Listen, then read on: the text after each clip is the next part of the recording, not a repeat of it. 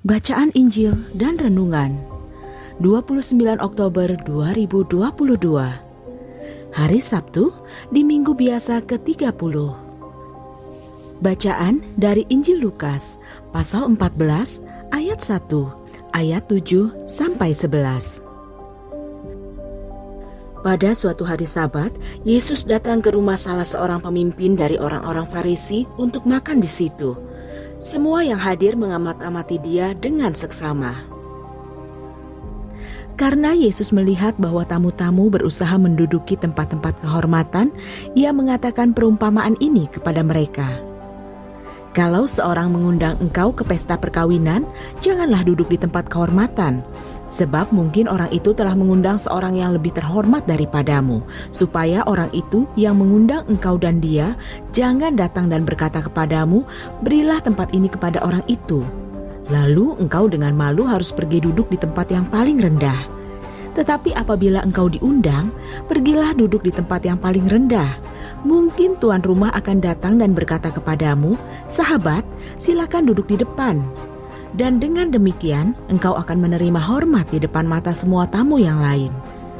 Sebab barang siapa meninggikan diri, ia akan direndahkan.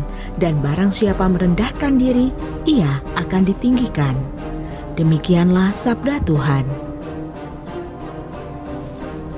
Saudara-saudari terkasih, dari bacaan ini kita tahu bahwa Yesus telah menyaksikan sendiri betapa inginnya para undangan duduk di tempat terhormat. Hal ini menggambarkan tentang orang yang berusaha memperoleh status sosial tertentu supaya dihormati oleh orang lain. Namun pada akhirnya, orang tersebut malah akan dipermalukan.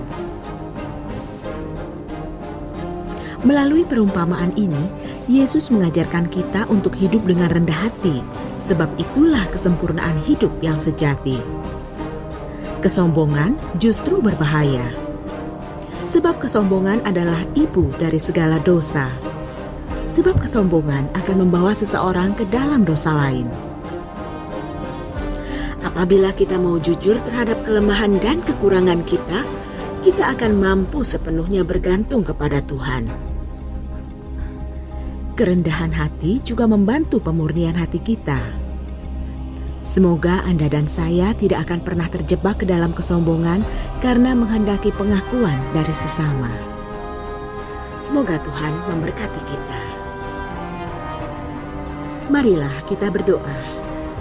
Bapa yang baik, bantulah kami agar selalu bisa menjauhkan diri dari kesombongan. Ajari kami untuk hidup dengan rendah hati, supaya dapat sepenuhnya bergantung kepadamu. Biarkan mata kami tertuju kepadamu, bukan kepada pengakuan dari orang lain. Kiranya Roh Kudus selalu menuntun kami. Kemuliaan kepada Bapa dan Putra dan Roh Kudus, seperti pada permulaan, sekarang, selalu, dan sepanjang segala abad. Amin.